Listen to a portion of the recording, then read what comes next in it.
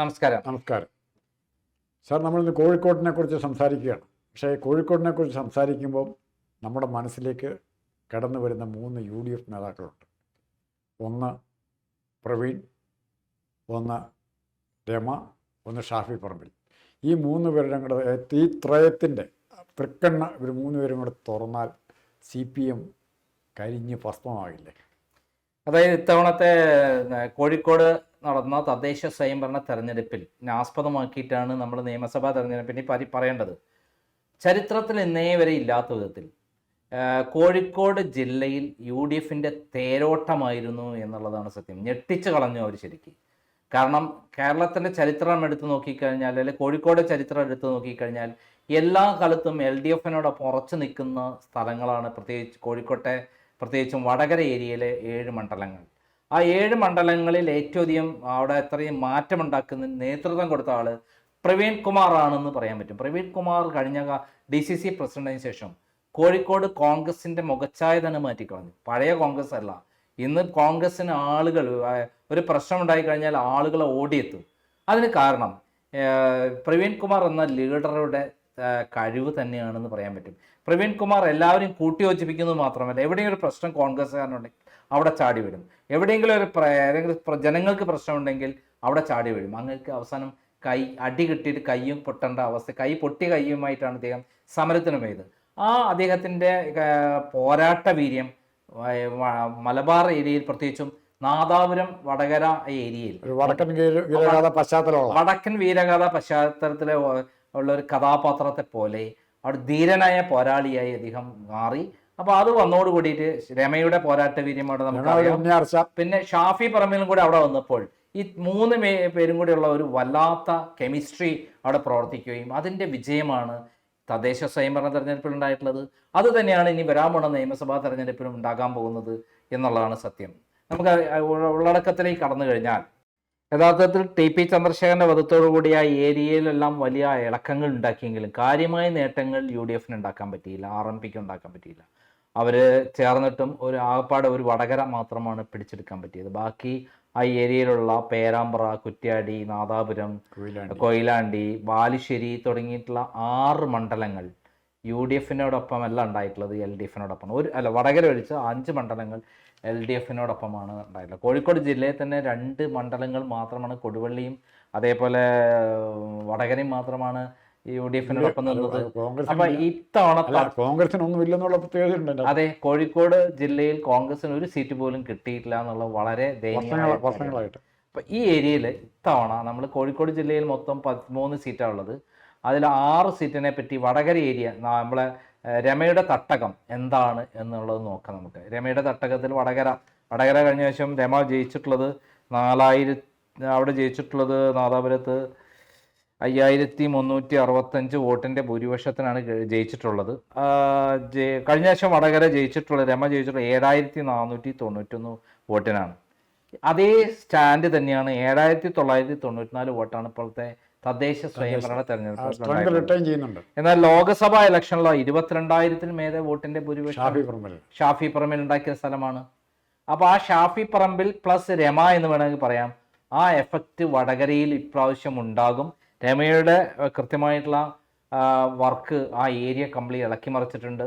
നമ്മൾ ഇപ്രാവശ്യം തദ്ദേശ സ്വയംഭരണ തെരഞ്ഞെടുപ്പിൻ്റെ റിസൾട്ടിനെ ആസ്പദമാക്കി വന്ന ഇന്റലിജൻസ് റിപ്പോർട്ടിൽ പറയുന്നത്, ഈ തദ്ദേശ സ്വയംഭരണ തെരഞ്ഞെടുപ്പിൽ കിട്ടിയ വോട്ടിൻ്റെ 15% LDF നിന്നും 10% BJPയിൽ നിന്നും UDFിലേക്ക് പോകുമെന്നാണ്. അതിന് കാരണം താങ്കൾ പറഞ്ഞത് NDTVയുടെ സർവേയും കൺഫേം ചെയ്യുന്നുണ്ട്. അതെ, അത് തന്നെയാണ് ഞാൻ പറഞ്ഞത്. അത് ഉണ്ടാവുന്ന എന്ത് കാരണം വെച്ചാൽ UDFനോടുള്ള താല്പര്യമല്ല, UDF ആണ് അധികാരത്തിൽ വരാൻ സാധ്യതയുള്ളത്. അതുകൊണ്ട് ഭരണവിരുദ്ധ വികാരം ആഞ്ഞടിക്കുകയാണ്. ഈ ഗവൺമെന്റ് മാറണമെന്ന് പല കാരണങ്ങൾ കൊണ്ട് ഭരണവിരുദ്ധ വികാരത്തിൽപ്പെട്ടവർ ഒറ്റക്കെട്ടായി നിശ്ചയിക്കുക. അതിന് ജാതിയില്ല, മതമില്ല, രാഷ്ട്രീയമില്ല. അത് CPMലായാലും CPIയിലായാലും കോൺഗ്രസിലായാലും ലീഗിലായാലും BJPയിലുള്ള ആൾക്കാരും ചിന്തിക്കുന്നത് അത് അങ്ങനെയാണ്. ആ അവസ്ഥയിൽ നോക്കുമ്പോൾ തീർച്ചയായും ഈ NDTVയുടെ പുതിയ സർവേയും അതാണ് പറയുന്നത്. 52% ആളുകൾ ഈ ഗവൺമെന്റിനെതിരാണ്. 52% ആളുകൾക്ക് എതിരാണെന്ന് പറഞ്ഞാൽ വലിയ കൊടുങ്കാറ്റാണ് ആഞ്ഞടിക്കുന്നത്. 23% മാത്രമേ ആർക്കുള്ളൂ, ഈ LDFന് ഉള്ളൂ കൃത്യമായിട്ട്. അപ്പോൾ ഈ അതിൻ്റെ ഇരട്ടി 28% ആളുകൾ മറിച്ച് ചിന്തിക്കുന്നു. 23% പ്ലസ് 52% ഇത് തന്നെയാണ് ഇന്റലിജൻസ് റിപ്പോർട്ട് പറയുന്നത്. ഇന്റലിജൻസ് റിപ്പോർട്ടും NDTVയുടെ റിപ്പോർട്ടും സർവേയും ഒന്നാണ്. ആ അവസ്ഥയിൽ നോക്കുമ്പോൾ ഇവിടെ വടകരയിൽ കഴിഞ്ഞ ശേഷം 60,000 വോട്ട് UDF കിട്ടിയിട്ടുണ്ട്, 56,000 വോട്ട് അല്ല ഇത്തവണ തദ്ദേശ സ്വയംഭരണ 56,000 വോട്ട് LDF കിട്ടിയിട്ടുണ്ട്. അവിടുന്ന് ഒരു 10,000 വോട്ട് അങ്ങോട്ട് മറിയും. അതിൽ BJP 15,744 1,500 വോട്ടും കഴിഞ്ഞാൽ 70,000 വോട്ടിന് അവിടെ കിട്ടും. ആർക്ക്? UDF കിട്ടും. തിരിച്ചിട്ട് ഇവർക്ക് 46,000 വോട്ടാകുമ്പോൾ 24,000 വോട്ടിന്റെ ഒക്കെ ഭൂരിപക്ഷത്തിന് UDF വിജയിക്കാനാണ് വടകര സാധ്യത. ഒരു ഇടപെട്ടോട്ടെ. ഇപ്പൊ താങ്കൾ പറഞ്ഞു വരുന്നത് Pinarayi versus state of Kerala എന്നുള്ള ഒരു നെഗറ്റീവാണ് വരുന്നത്. പിണറായിയാണല്ലോ CPM ആ രീതിയിലാണ് വരുന്നത്. അതെ, അവിടെ പിണറായിസമാണല്ലോ കേരളത്തിലുള്ളത്. ഇനി ഇവിടെ നാദാപുരം എടുത്താൽ നാദാപുരം എല്ലാ കാലത്തും CPI ജയിക്കുന്ന സ്ഥലമാണ്. അവിടെ 75,172 വോട്ടാണ് CPIക്ക് ഇത്തവണ കിട്ടിയിട്ടുള്ളത് തദ്ദേശ സ്വയംഭരണ തെരഞ്ഞെടുപ്പിൽ. 74,484 വോട്ട് UDF കിട്ടിയിട്ടുണ്ട്. 638 വോട്ടിന്റെ ലീഡാണ് UDF പക്ഷേ കഴിഞ്ഞ തവണത്തെ നിയമസഭാ തെരഞ്ഞെടുപ്പിൽ 4,035 വോട്ടിന്റെ ഭൂരിപക്ഷം LDF ഉണ്ടായിരുന്നു. പക്ഷേ ലോക്സഭാ ഇലക്ഷനിൽ 23,877 വോട്ട് ഷാഫി പറമ്പിൽ ലീഡ് ചെയ്ത സ്ഥലമാണ്. അവിടെ ഇപ്രാവശ്യം നോക്കുമ്പോൾ 75,000 വോട്ടിന്ന് LDFന്റെ ഇങ്ങോട്ട് മാറുമ്പോൾ ഏകദേശം 11,000 വോട്ട് UDF മാറും. ഈ BJPയുടെ 12,000 വോട്ടിൽ 1,000 വോട്ട് കൂട്ടാം. അപ്പം 11,000 12,000 വോട്ട് മാറിയാൽ 86,000 വോട്ട് UDF മാറും. ഇവരിവിടെ 64,000 ആകുമ്പോൾ 24,000 വോട്ടിന്റെ വ്യത്യാസം നാദാപുരത്ത് കിട്ടും. ട്രെൻഡ് ഇതാണെങ്കിൽ ഇനി വരാനിരിക്കുന്ന ദിവസങ്ങൾ കൂടുകയുള്ളൂ. ഇതേപോലെയാണ് കുറ്റ്യാടി മുസ്ലിം ലീഗിന്റെ ഏരിയ ആണെങ്കിലും അവിടെ ഇപ്രാവശ്യം അവിടെ കഴിഞ്ഞ വർഷം വിജയിച്ചത് UDF ആണ്, അല്ല LDF ആണ്. 333 വോട്ടിന് ഭൂരിപക്ഷമുള്ളൂ ആണ്. പക്ഷെ 80,000 വോട്ട് പ്രാവശ്യം LDF കിട്ടിയിട്ടുണ്ട്, UDF കിട്ടിയിട്ടുണ്ട്. ഈ പ്രാവശ്യത്തെ തദ്ദേശ സ്വയംഭരണ 76,000 വോട്ട് LDF കിട്ടിയിട്ടുണ്ട്. 11,347 വോട്ടേ BJPക്കുള്ളൂ. ഈ 76,000 വോട്ടിൽ 15% എന്ന് പറയുമ്പോൾ 10,000 വോട്ട് കൊണ്ട് മറിയുമ്പോൾ 90,000 വോട്ടായി മാറി. പ്ലസ് 76,000 ഉള്ളത് ആവറേജ് 66,000 മാറും. ഇപ്പം 20,000 വോട്ട് BJPനെ കൊണ്ട് മാറുമ്പോൾ 25,000 വോട്ടിന്റെ ഭൂരിപക്ഷം അവിടെ ഈ കുറ്റ്യാടിയിൽ UDF കിട്ടാനാണ് സാധ്യത എന്ന് നമുക്ക് വിലയിരുത്താൻ പറ്റും. ഇതേപോലെ തന്നെ കൊയിലാണ്ടിയിൽ പ്രാവശ്യം 72,893 വോട്ടിന്റെ UDF ഭയങ്കര ശക്തമായി മുന്നോട്ട് വന്നു. 68,969 വോട്ടാണ് LDF കിട്ടിയത്. BJPക്ക് 11,576. അങ്ങനെ നോക്കുമ്പോൾ ഈ വോട്ട് അങ്ങോട്ടും ഇങ്ങോട്ടും 15% വരെ 10% BJPന് കൂട്ടുമ്പോൾ ഏകദേശം 12,000 വോട്ട് മറിഞ്ഞ് 84,000 വോട്ടായിട്ട് UDF മാറും കൊയിലാണ്ടി. ഇവരെ വോട്ടാണെങ്കിൽ 58,000 മാറും. അതായത് 24,000 വോട്ടിന്റെ ഭൂരിപക്ഷം വരെ UDF കിട്ടാം. എവിടെ? കൊയിലാണ്ടി എന്നാണ് കണക്കൂട്ടുന്നത്. 24,063 വോട്ട് ലോക്സഭാ ഇലക്ഷനിൽ UDF അനുകൂലമായി വന്നിട്ടുണ്ട്. ആ ട്രെൻഡ് വോട്ട് ചെയ്തുള്ള ആൾക്കാരാണ് റെഡി നിൽക്കുന്നതെന്ന് അർത്ഥം. ഈ പറഞ്ഞൊന്നും ഒരു മാർജിൻ ഇട്ട് പോലും ഇടത്ത പക്ഷത്തിന് നേരിയ ചാൻസ് പോലും കാണുന്നില്ല. ഇല്ല. അതായത് പിന്നെ അതേപോലെയാണ് പേരാമ്പ്ര LDF ശക്തി കേന്ദ്രം എന്ന് പറയാൻ പറ്റും. അവിടെ 79,425 വോട്ട് പ്രാവശ്യം UDF കിട്ടിയത്. പേരാമ്പ്രയാണ് രാഷ്ട്രീയമായി അടിയോടി കമ്പ് ജയിച്ച സ്ഥലമാണ്. പേരാമ്പ്ര ഷാഫിയെ തടയാനും അവിടെ പ്രശ്നം ഉണ്ടാക്കിയ സ്ഥലമാണ്. അവിടെ 68,572 വോട്ട് 502 വോട്ട് LDF കിട്ടിയിട്ടുണ്ട്. അവരൊരു വോട്ട് 10,000. അതേപോലെ BJPനും കൂടെ 11,000 വോട്ട് കൊണ്ട് മറിഞ്ഞാൽ 90,000 വോട്ടായി അവർക്ക് UDF. 68,000 ഉള്ളവർക്ക് 58,000 മാറും. അതായത് ഏകദേശം 32,000 വോട്ടിന്റെ ഭൂരിപക്ഷം എവിടെ കിട്ടും? ഈ പേരാമ്പ്ര കിട്ടാൻ സാധ്യതയുണ്ട് എന്നുള്ളതാണ് ഏറ്റവും പ്രധാനം. പേരാമ്പ്രയൊക്കെ ഒരിക്കലും അട്ടിമറിയാത്ത സ്ഥലമാണ്, LDF ശക്തി കേന്ദ്രമാണ്. കഴിഞ്ഞ വർഷം 19,085 വോട്ട് കഴിഞ്ഞ ലോക്സഭാ ഇലക്ഷനിൽ UDF കിട്ടിയിട്ടുണ്ടെന്നും കൂടെ നമ്മൾ ഓർക്കണം. അതേപോലെ തന്നെയാണ് ബാലുശ്ശേരി എല്ലാ കാലത്തും LDF ശക്തി കേന്ദ്രമാണ്. നമ്മുടെ സച്ചിൻ ദേവ് ജയിച്ച സ്ഥലമാണ്. ആര്യാരാജേന്ദ്രന്റെ ഭർത്താവ് സച്ചിൻ ദേവ് ജയിക്കുകയും ആര്യാരാജേന്ദ്രൻ കുടുംബസമേതം അവിടെ താമസാക്കുകയും ചെയ്തിട്ടുണ്ട്. ആ സ്ഥലമാണ്. 69,255 വോട്ടാണ് ഇപ്രാവശ്യം UDF കിട്ടി. 85,701 വോട്ടാണ് ഇപ്രാവശ്യം UDF കിട്ടിയത്. 73,293 വോട്ടാണ് LDF കിട്ടിയത്, 19,140 BJP കിട്ടിയത്. അതിനകത്ത് 12,408 വോട്ടിന്റെ ഭൂരിപക്ഷമാണ് ഇത്തവണത്തെ തദ്ദേശ സ്വയംഭരണ തെരഞ്ഞെടുപ്പിൽ ബാലുശ്ശേരി ഉണ്ടായതാണ് വലിയ ഞെട്ടലുണ്ടാക്കുന്നത്. മുച്ചിട്ട് കളിക്കാൻ മൂന്നാസ് എന്ന് പറയുന്ന ആസ് ഇസ്പെഡാസ് എന്ന് പറയുന്ന പോലെ ആര്യ രാജേന്ദ്രനെ മാത്രം അങ്ങ് ഇറക്കി കൊടുത്താൽ ഒരു കാലഘട്ടത്തിൽ അവിടെ LDF അല്ലാതെ ഉണ്ടായിട്ടില്ല. അവിടെ 20,372 വോട്ടിന് സച്ചിൻ ദേവ് ജയിച്ച സ്ഥലമാണ്. എന്നാൽ 17,634 വോട്ട് കഴിഞ്ഞ ലോക്സഭാ ഇലക്ഷനിൽ MK രാഘവൻ അവിടെ കിട്ടിയിട്ടുണ്ടെന്നുള്ളത് നമ്മൾ ആക്കണം. അപ്പൊ നമ്മൾ മനസ്സിലാക്കുന്ന കാര്യം, ഇവിടെ 68,000 വോട്ടിൻ്റെ അകത്ത് 15% കൂടെ പോയി കഴിഞ്ഞാൽ ഏകദേശം 10,000 വോട്ട് വരെ 1,500 കൂട്ടാൽ 12,000 വോട്ടിൻ്റെ അത് മാറിക്കഴിഞ്ഞാൽ ഇവിടെ 81,000 വോട്ടായി മാറും. ഇവരെ വോട്ട് 58,000 മാറും. അതായത് 23,000 വോട്ടിൻ്റെ അടുത്ത് ബാലുശ്ശേരിയിൽ UDF ജയിക്കാം ഇന്നത്തെ അവസ്ഥയിൽ എന്നുള്ളതാണ് നമ്മൾ മനസ്സിലാക്കുന്നത്. ഇതേപോലെ തന്നെ എലത്തൂർ ആരാ സ്ഥലം മനസ്സിലായോ? എലത്തൂര് ഫോൺ എടുക്കുമ്പോൾ സൂക്ഷിച്ചെടുക്കണം. എലത്തൂരാണ് നമ്മുടെ മന്ത്രിയുടെ നാട്, ശശീന്ദ്രന്റെ നാട്.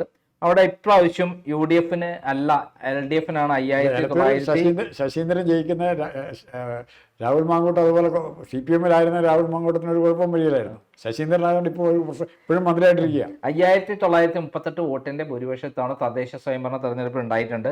പക്ഷേ ലോക്സഭാ ഇലക്ഷനിൽ അവിടെ 10,491 വോട്ട് UDF അനുകൂലമാണ്.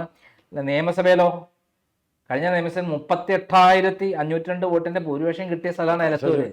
എന്നാൽ ഈ ഇപ്പോഴത്തെ ട്വിസ്റ്റ് പ്രകാരം വോട്ട് മാറ്റം ഉണ്ടാകുമ്പോൾ ഏകദേശം 11,000 വോട്ട് LDF അങ്ങോട്ട് മാറുകയും 50,817 വോട്ട് BJP കിട്ടിയിട്ടുണ്ട് അവിടെ. അത് 26,099 വോട്ടേ കിട്ടിയിട്ടുള്ളൂ BJPക്ക്. അങ്ങനെ നോക്കുമ്പോൾ ഏകദേശം 13,000 വോട്ടും കൊണ്ട് പറയുമ്പോൾ 83,000 വോട്ട് UDF ഇവരെ വോട്ട് 65,000 മാറും. അപ്പം 18,000 വോട്ടിന്റെ ഭൂരിപക്ഷത്തിന് അവിടെ ജയിക്കാൻ സാധ്യതയുണ്ട് എന്നുള്ള നമുക്ക് കണക്കൂട്ടാം. ഓക്കെ, ഇത്രയും സ്ഥലങ്ങളാണ് നമ്മൾ 7 മണ്ഡലങ്ങളാണ് എടുത്തിരിക്കുന്നത്. കോഴിക്കോടിന്റെ ഏറ്റവും പ്രത്യേകത എന്ന് പറഞ്ഞാൽ കഴിഞ്ഞ തവണ 11 സീറ്റിൽ LDF ജയിച്ച സ്ഥലം, എന്നും LDF കുത്തകയായ സ്ഥലം. ഈ ഏരിയ മൊത്തം ഇപ്പോൾ പറഞ്ഞ ഏരിയ മുഴുവൻ CPM ശക്തി കേന്ദ്രം. അവിടെ CPM അല്ലാതെ വേറെ ആരും ജയിക്കാത്ത സ്ഥലം. വടകര പോലും ഇല്ല, പറ്റില്ല അവിടെ. അപ്പം ശരി, മുമ്പ് മുസ്ലിം ലീഗും CPM ഏറ്റുമുട്ടിയ കൊലപാതകങ്ങളുണ്ടായ സ്ഥലമാണ്. അവിടെ ആരും കയറി അങ്ങോട്ട് മേയാൻ പോവില്ല. മാത്രമല്ല വടകര രമയുടെ ഒരു തട്ടകമായതുകൊണ്ടാണ് അവിടെ ഒരു വിജയം ഉണ്ടായത്. ജയിലിൽ കിടക്കുന്നവരെല്ലാം നാട് ആ ഭാഗമാണ്. അവിടെ എല്ലാവരും. അപ്പൊ ഈ ഏരിയ എന്ന് പറയുന്നത് നമുക്ക് TP രമയുടെയും ഷാഫി എഫക്റ്റ് ഏറ്റവും നിൽക്കുന്ന ഈ 6 മണ്ഡലങ്ങളാണ് നമ്മളിപ്പോൾ പറഞ്ഞിട്ടുള്ളത്. എന്തായാലും ഈ മണ്ഡലങ്ങൾ 6 മണ്ഡലം 7 മണ്ഡലം പറഞ്ഞു. 7 മണ്ഡലങ്ങൾ തീർച്ചയായും UDF നിൽക്കും എന്ന് തന്നെയാണ് നമുക്ക് വിശ്വസിക്കാവുന്ന കാര്യം. ഇതിൽ എലത്തൂര് മാത്രമാണ് ചിലപ്പോൾ അങ്ങോട്ടും ഇങ്ങോട്ടും ടെസ്റ്റ് ചെയ്യാവുന്ന ഒരു എലത്തൂര് ശശീന്ദ്രൻ മത്സരിക്കാൻ ചിലപ്പോൾ മത്സരിപ്പിച്ചില്ല എന്ന് വരും.